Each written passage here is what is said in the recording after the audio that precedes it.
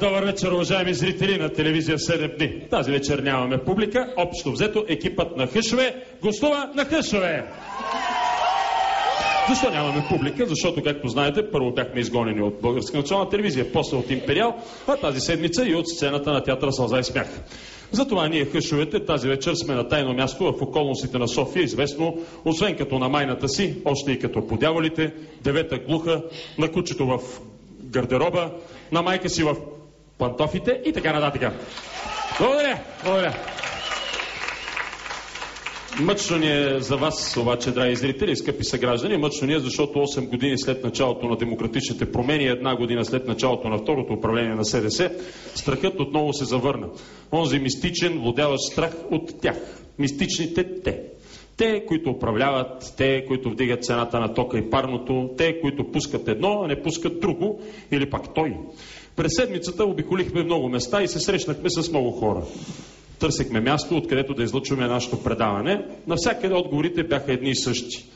Много ви харесваме, много сте ни симпатични. Вярно, от време на време сте по-лоши, отколкото трябва, но все пак ние ви харесваме, обичаме ви, сигурно така трябва. Много сте готини, обаче не искаме да се замесваме. Страх ни е. И защо въобще трябва да се страхуваме от смеха и от сатирата? Защо трябва да се страхуваме да се погледнем такива, каквито сме? С доброто и с лошото в нас. Защо трябва да се страхуваме от онези управляващите, които издържаме с парите от данъците, които плащаме? Те са наши работници, а не ние техни. И ние можем да уволним тях, а не те нас. В крайна сметка е така. Тази проста истина ще бъде разбрана от всички и в България ще престанат да живеят поданици, а граждани. Но до тогава оставаме само ние, Хъшовете, с нашето смешничко предаване и вие, зрителите, с вашия смешен страх. Може би са прави онези, които повтарят библейския сюжет, че трябва да мина 40 години, за да умре и последния, който помни робството, и последния, който помни страха. Какви емоции го гледаш това сега? Аз това никога не съм го гледал. Сега го гледам за първи път. С повече хъс ли работехте тогава, когато обикаляхте мазетата? Означава хъс. Хъс има по принцип хъс, мазетата сме обикали.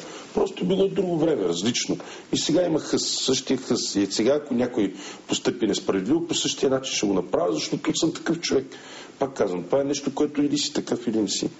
Не мисля, че има някаква проблема. За съжаление, просто така като ги слушам тия думи, нищо не се е променило толкова. Всъщност, продължава да има някакъв страх, продължава да има спасители, които да идват и да... Най-важното, което се е променило, са медиите. Всъщност, факта, че съществува BTV и аз мога свободно тия думи да ги кажа от хубавото студио на Денис, да има тук едни мили дами, които си правят предаването и те да могат да ме поканат, а не тогава никой не смеше да ме покани никъде. Въпреки, че и в медиите, какво говоря аз? BTV, като вестниците толкова наведени не съм ги виждал от времето на Иван Костов. Аз толкова свирки не съм виждал от времето на Иван Костов, колкото сега има. Така че и сега продължава да има страх. Кое е най-важното за тези 10 години в шоуто за теб? Най-важното сме здрави. Което ти научи от шоуто? Какво ти кажа? Всеки човек се обогатява и има опит. Това, което най-важно съм научил, че тая работа е екипна, тя се прави от отбор. Не е солова работа и аз съм само върха на иглата или част от всичко, от целия екип. Аз съм част. Без моите колеги, аз съм нищо. Слагаме сега финала накрая. Казват, че човек е малка част от себе си. Останалата част са неговите приятели. Предлагам ти да видиш другата част от теб. Сега накратко. Ти си Слави Трифонов. Ти си пичага. Слави, ти си човек, на който може да се разчита. Слави, ти си това, което искаш да бъдеш. Слави, ти си приятел и си щастлив, че си заобиколен от приятеля.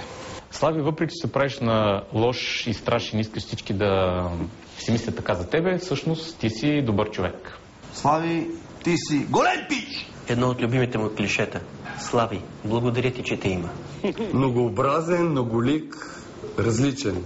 Ти си добър човек. Слави, ти си голям. Ти си ти. Абсолютен професионалист. Ехефе. Наш приятел и учител. Ти си прекрасен. Ти си лидер. Много лют. Най-добрият човек, когото познавам. Голямата работа. Давай напред, аз съм с теб. Кой е Слави Трифонов за теб? Въобще да мога да отговарям на такива въпроси. Това е нещо толкова сложно. А и въобще, защо аз трябва да казвам тия неща? Ако аз трябва да говоря за себе си, трябва да съм в мир себе си. А другите Хората виждат това, което виждат и толкова. Някъде по средата сигурно е истината. Както за вас, така и за мен. Много ти благодарим за това гостуване. На мен беше изключително. И аз ви благодаря. Ще си взема свирката или просто да си тръгна. Знаете ли какво ще направим? Аз ще взема баницата, а за вас ще остава виното. Благодаря. Беше много приятно. Меги, надявам се да не се ви Благодаря, на мен ми беше приятно. И на мен също. Довиждане. Ще почерпа екипа с тази баница. Чао.